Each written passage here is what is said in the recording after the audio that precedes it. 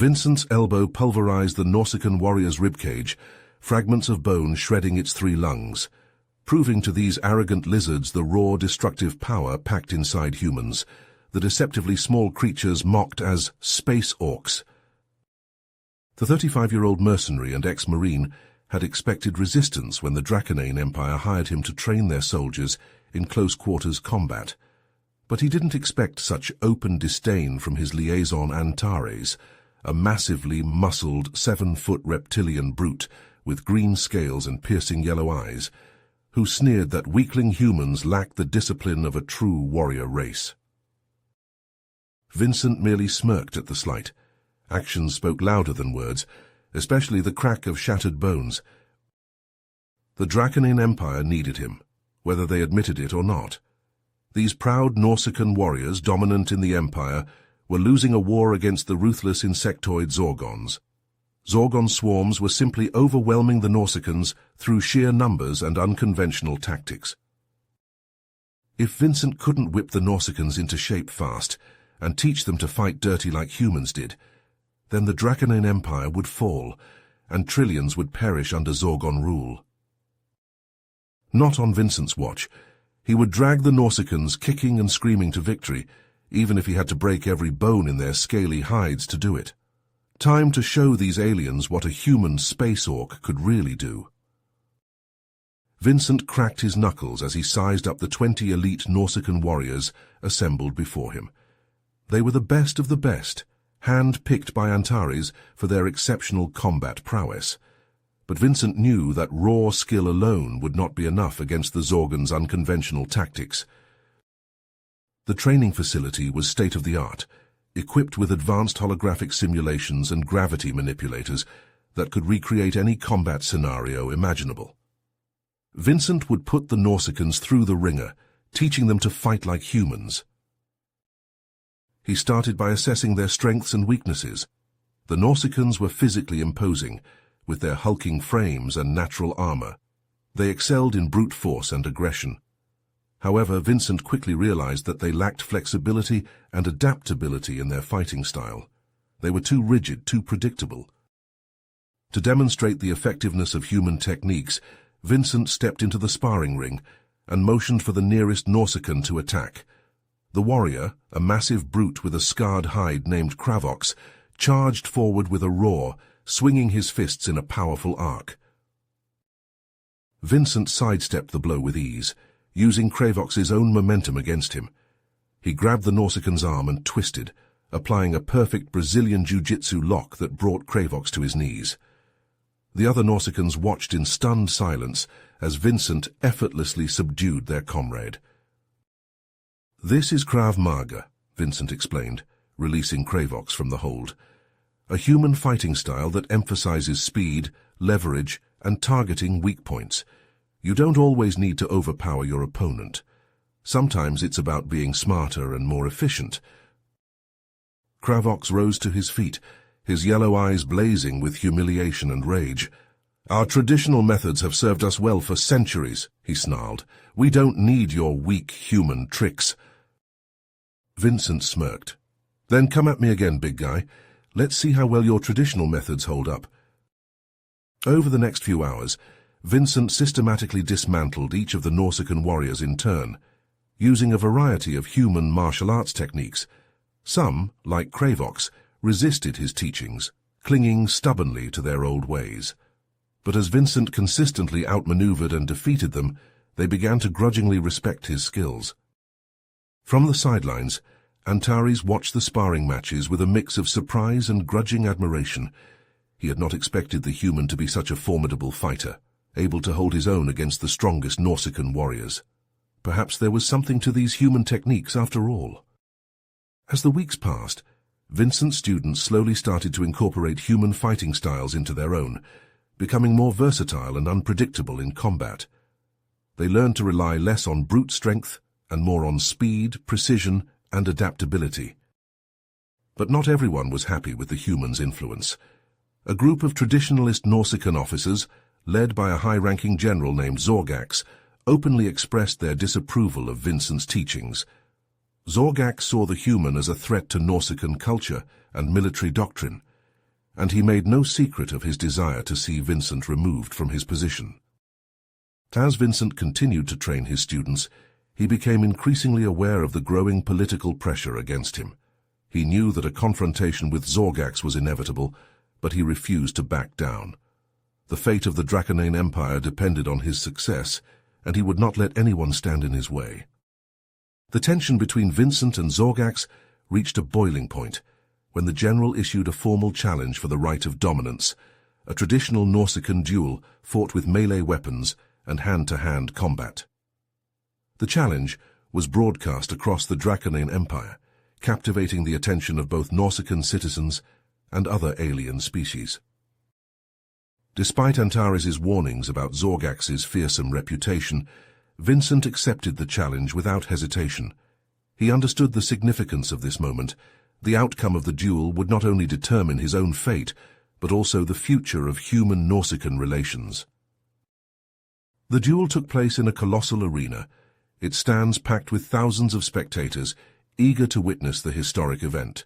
Among the crowd were high-ranking officials from the Empire, their presence underscoring the political importance of the battle. As Vincent stepped into the arena, he found himself dwarfed by Zorgax's imposing figure. The general was clad in heavy armor and wielded a massive electrified warhammer that crackled with energy. In contrast, Vincent wore lightweight, flexible body armor and carried a pair of human-made shock batons. The moment the duel began, Zorgax launched a relentless assault, leveraging his superior strength and reach to keep Vincent on the defensive. The human was forced to rely on his agility and unorthodox fighting style to evade the general's powerful blows. Vincent ducked and weaved, using his smaller size to his advantage as he slipped past Zorgax's hammer strikes. He retaliated with precise jabs from his shock batons, targeting the weak points in the general's armor. The battle raged on for nearly an hour, with neither combatant willing to yield. Both Vincent and Zorgax sustained injuries, their blood staining the arena floor. The crowd watched in breathless anticipation, their initial hostility towards the human gradually giving way to grudging respect. In a final, desperate attempt to end the duel, Zorgax raised his warhammer high above his head, preparing to deliver a crushing blow.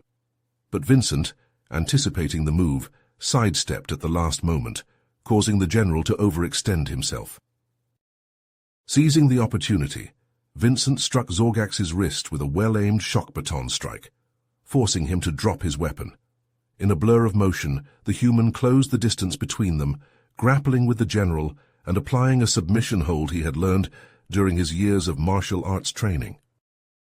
Zorgax struggled against the hold, but Vincent's grip was unbreakable. Realizing he had no choice, the general begrudgingly conceded defeat, his words barely audible over the roar of the crowd. As Vincent released Zorgax and stood victorious, the arena erupted in cheers and applause. The spectators, both Nausicaan and alien alike, were amazed by the human's skill and tenacity. Antares, who had grown to respect Vincent during their time working together, pushed his way through the crowd to congratulate him on his triumph. News of Vincent's victory spread like wildfire throughout the Draconain Empire and beyond. Other alien species, intrigued by the human's capabilities, began to seek out human mercenaries and trainers, leading to a surge in demand for their services. Within the Nausicaan military, a newfound appreciation for human tactics and strategies took root. Many officers, recognizing the value of adapting to unconventional methods, started advocating for greater cooperation with their human allies. As Vincent's legend grew across the Draconain Empire, whispers of his name reached even the lofty spires of the imperial palace. Emperor Draconis, the supreme ruler of the empire, took notice of the human's extraordinary accomplishments. Intrigued by Vincent's unorthodox methods and the growing influence of human tactics within his military, the emperor summoned Vincent to a private audience. Vincent strode into the grand throne room, his footsteps echoing on the polished obsidian floor. Emperor Draconis sat upon a raised dais, his massive form draped in shimmering robes of gold and crimson.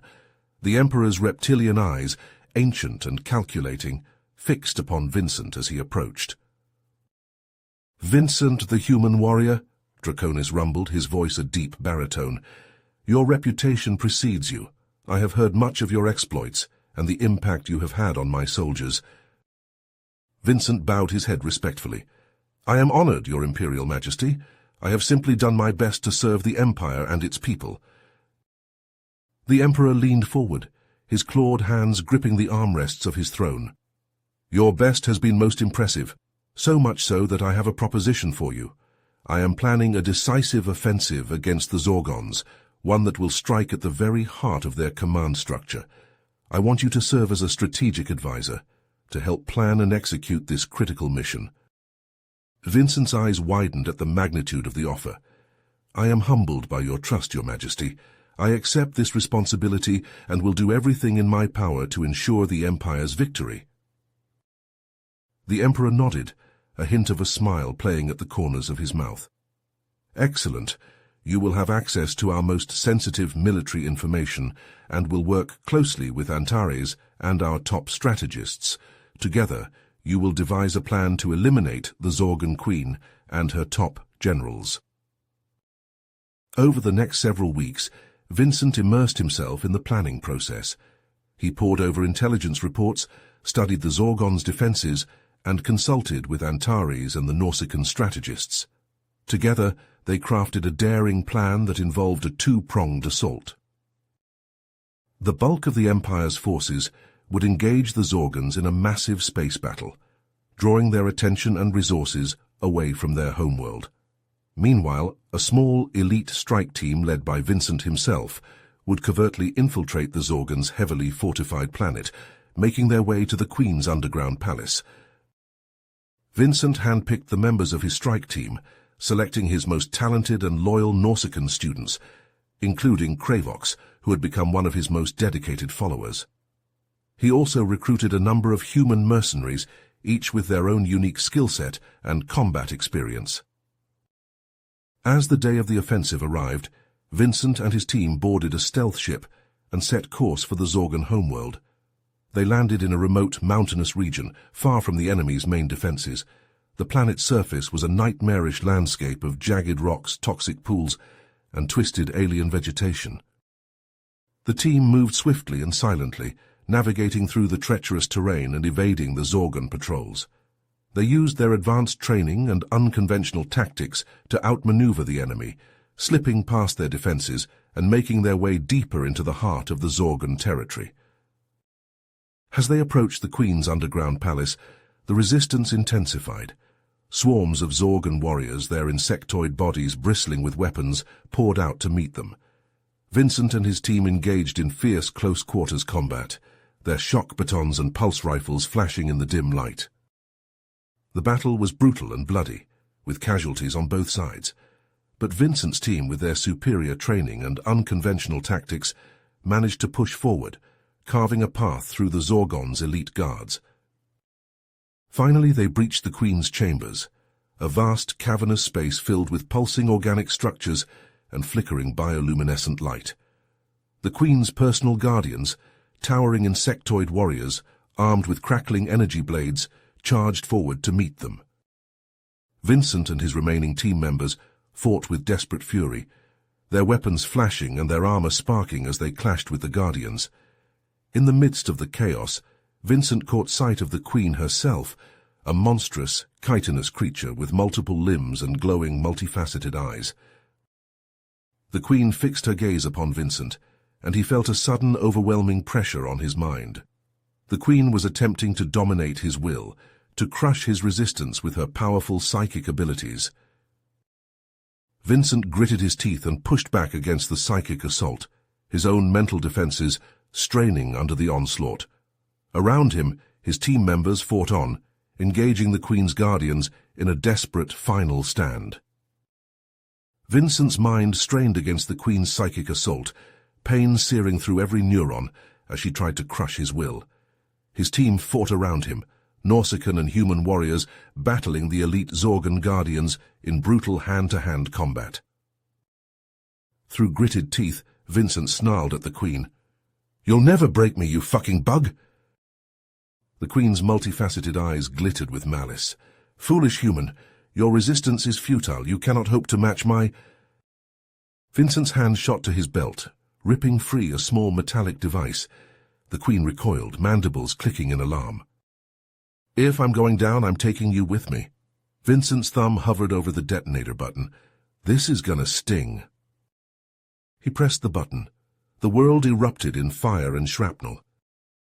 The explosion ripped through the Queen's chamber, instantly vaporizing Vincent, the Queen, and the remaining Zorgon warriors. The blast wave slammed into the strike team, hurling them like rag dolls. Kravoks crashed into a twisted organic pillar, bones shattering. As the flames died down, an eerie silence fell over the ruined chamber. The strike team's comms crackled to life. All units, this is command. We're detecting massive disruptions in the Zorgon battle network. Their forces are in disarray. The Queen is down. Repeat, the Queen is down. Kravoks dragged himself to his feet, green blood oozing from a dozen wounds. He limped to the smoking crater where Vincent had stood. Nothing remained of the human but ashes. He did it, Kravoks whispered. That crazy fucking human actually did it. News of Vincent's sacrifice spread like wildfire. Across the Draconain Empire, humans and Nausicaans alike hailed him as the hero who saved their civilization. The Emperor himself declared a day of mourning, posthumously awarding Vincent the highest military honors. At a somber ceremony in the Imperial Palace, Antares accepted the gleaming medal on Vincent's behalf, tears glistening in his reptilian eyes. He clutched the medal to his chest, voice thick with emotion, as he addressed the assembled dignitaries. Vincent Shaw was more than just a warrior. He was a visionary, a teacher, and a friend. He showed us the true potential that lies within the human spirit, and though he may be gone, his legacy will live on. I swear to you all, I will honor his memory by ensuring that his teachings, his tactics, become an integral part of our military doctrine. We will forge a new path, Nausicaan and human side by side. In the months that followed, the Draconain Empire entered a new golden age. With the Zorgon threat eliminated, the Nausicaans and their allies rapidly expanded their reach, establishing dominance over vast swaths of the galaxy. But as the Empire grew, so too did its reliance on human mercenaries and advisors. Many Nausicaan traditionalists bristled at the outsized influence afforded to the humans, seeing it as a threat to their culture and way of life. Political fault lines began to form, with extremist factions pushing for a return to the old ways. In smoky backroom meetings and shadowed alleyways, whispers of dissent began to grow louder. Some even dared to question the official account of Vincent's sacrifice, spinning wild conspiracy theories about human plots and imperial cover-ups. As new threats began to emerge from both within and without, the Draconain Empire found itself at a crossroads. The choices they made now, the balance they struck between human ingenuity and Nausicaan tradition, would determine the fate of their civilization for generations to come. In the end, Vincent Shaw's story would stand as a testament to the profound and unpredictable consequences that arise when two vastly different cultures collide. The sacrifices made, the challenges endured in forging a new path together, and the enduring legacy of a single human who dared to stand against the darkness no matter the cost. You have reached the end of the story. If you enjoyed this story and want to support us, please leave a like and subscribe to our channel, and for every comment that says 88, I will heart every single one of them. Thank you for your time.